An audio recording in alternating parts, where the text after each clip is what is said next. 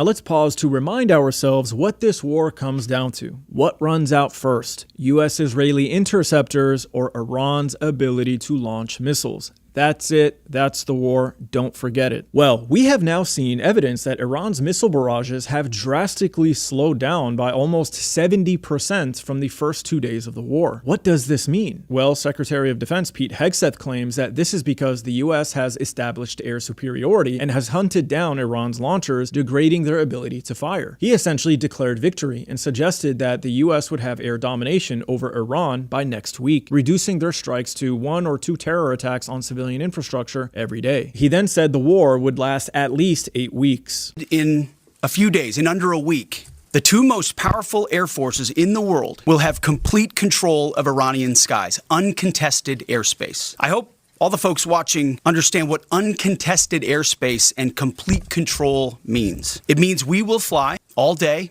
all night, day and night, finding, fixing, and finishing the missiles and defense industrial base of the Iranian military, finding and fixing their leaders and their military leaders, flying over Tehran, flying over Iran, flying over their capital, flying over the IRGC, Iranian leaders looking up and seeing only U.S. and Israeli air power every minute of every day until we decide it's over. And Iran will be able to do nothing about it. B-2s, B-52s, B-1s, Predator drones, fighters, controlling the skies, picking targets. Death and destruction from the sky all day long. Well, in my opinion, this is straight up propaganda, and I'm going to debunk it for you. I'll read you a tweet I put out about this morning. Hegseth says 8 weeks. It will be 12 weeks by next week. Hegseth brags about establishing air superiority as if that wasn't always going to happen. It's like Steph Curry bragging that he's made the most amount of threes in a game. Everyone expects that. The US was always going to establish air dominance over Iran. For this reason, Iran only had the first 2 days to unleash a massive wave of missiles before the US would take over the skies and start hunting their missiles. During this short window, Iran needed to exhaust interceptor supplies and eliminate key radars that help track and intercept their missiles. Iran succeeded with both of these objectives. The entire region has in fact burned through interceptors. They will not replace them quickly and must now face the next few months struggling to intercept Iranian missiles and drones targeting the Strait of Hormuz. And by destroying or damaging radars, Iran has increased the chances of their missiles slipping through. Now that the 2-day window has closed, they are pivoting to a long war of attrition. Just like during the 12-day war, Iran has reduced its missile launches but will still deliver them over time for a long war of attrition. So this isn't happening because the US destroyed their missiles or their launchers. It's happening because Iran is deliberately saving them for the long haul. America will establish air dominance at some point, but they can't keep their refuelers and fighter jets flying over all of Iran to bomb it left and right forever. The US isn't just low on interceptors.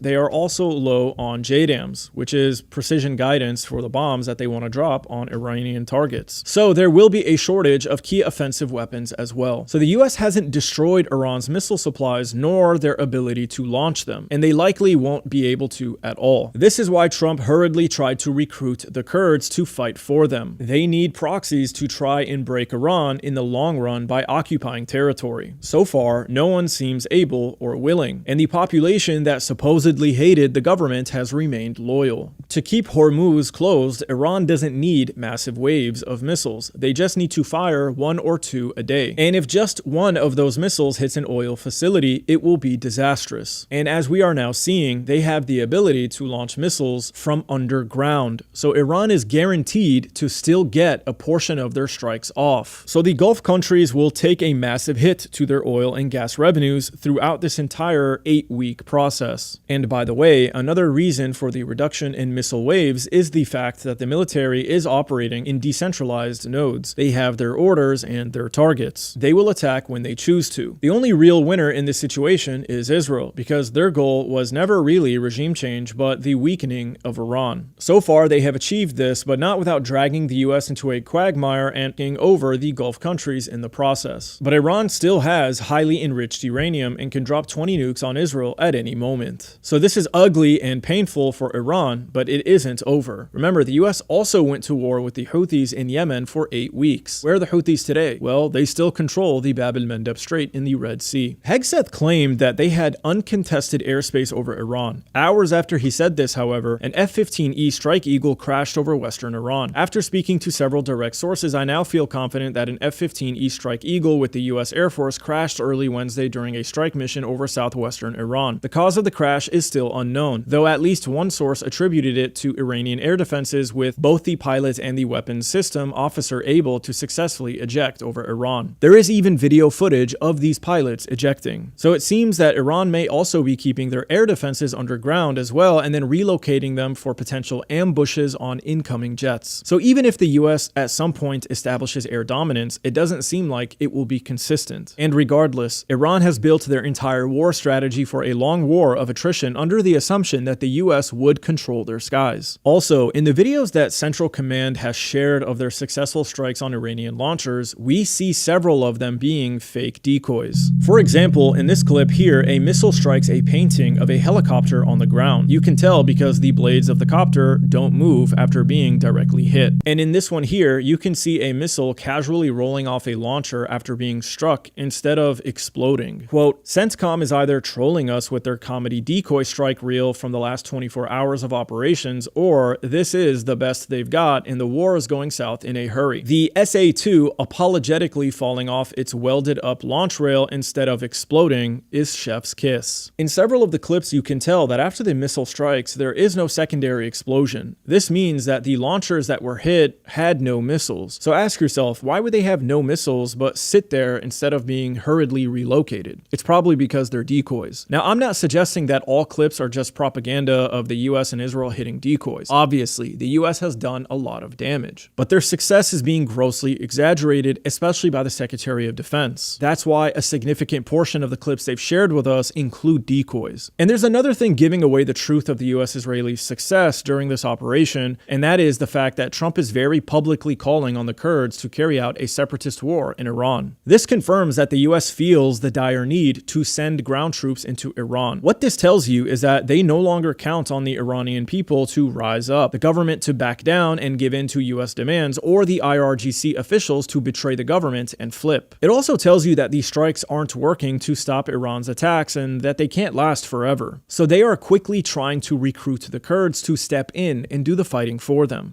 Trust nothing. No